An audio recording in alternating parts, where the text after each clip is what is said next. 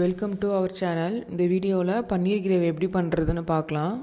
Gravy பண்ணுறதுக்கு நான் இன்றைக்கி 200 கிராம் பன்னீர், 2 மீடியம் சைஸ் வெங்காயம், 1 டேபிள் ஸ்பூன் இஞ்சி பூண்டு பேஸ்ட், 2 தக்காளி, கொஞ்சம் தயிர், ஒரு கொத்து கருவேப்பிலை, 2 பச்சை மிளகாய், இது கூட ஒரு பட்டை, 2 கிராம்பு, ஒரு பிரியாணி எல்லாம் எடுத்திருக்கேன். அடுத்து ஒரு கடாய் எடுத்துக்கோங்க.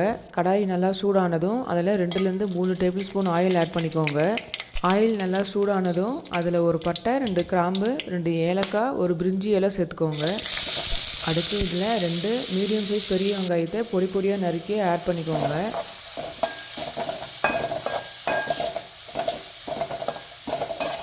இது கூட ஒரு கொத்து கருவேப்பிலை, 2 பச்சை மிளகாய் ஆட் பண்ணிக்கோங்க.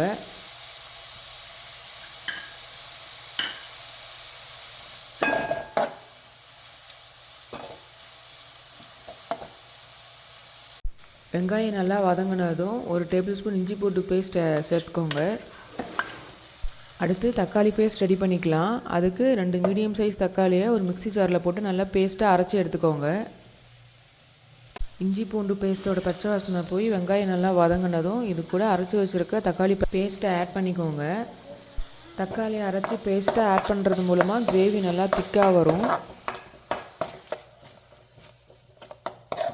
தக்காளியோட பச்சை வாசனை போனதும் கிரேவிக்கு தேவையான மசாலா ஆட் பண்ணிக்கலாம். 1/4 டீஸ்பூன் மஞ்சள்தூள், 1/2 டீஸ்பூன் மிளகாய்த்தூள், 1 டேபிள் ஸ்பூன் குழம்பு மிளகாய்த்தூள், அப்புறம் தேவையான அளவு உப்பு போட்டு நல்லா கிளறி விட்டுக்கோங்க.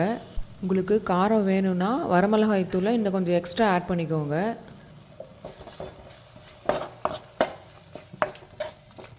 மசாலாலேருந்து எண்ணெய் நல்லா பிரிஞ்சு வர ஆரம்பிச்சதும் இதில் கிரேவிக்கு தேவையான அளவு தண்ணியை சேர்த்துக்கோங்க. கிரேவி நல்லா கொதித்து ஓரளவுக்கு ட்ரை ஆனதும் அதில் நறுக்கிய கொத்தமல்லி இலையை சேர்த்துக்கோங்க. கிரேவி நல்லா ட்ரை ஆகி இந்த கன்சிஸ்டன்சிக்கு வந்ததும் இது கூட 2 டேபிள் ஸ்பூன் தயிர் ஆட் பண்ணிக்கோங்க. தயிர் சேர்த்துனா கிரேவி இன்னும் கொஞ்சம் க்ரீமியாக இருக்கும். இது கூட கொஞ்சமாக தண்ணி சேர்த்து கொதிக்க விட்டுருங்க. இது கூட 1/2 டீஸ்பூன் சோம்பு, 1/2 டீஸ்பூன் சீரகம், 1 டீஸ்பூன் மிளகு அரைச்சி சேர்த்துக்கோங்க.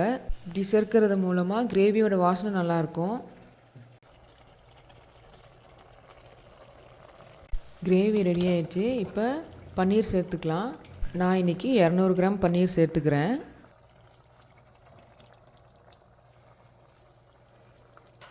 பன்னீர் சேர்த்ததும் ஸ்டவ்வை மீடியம் ஃப்ளேமில் வச்சு ஒரு 5 நிமிஷம் நல்லா கொதிக்க விடுங்க. பன்னீர் கிரேவி ரெடி ஆயிடுச்சு. நீங்களும் வீட்டில் ட்ரை பண்ணி பார்த்துட்டு எப்படி இருக்குன்னு கமெண்ட் பண்ணுங்கள்.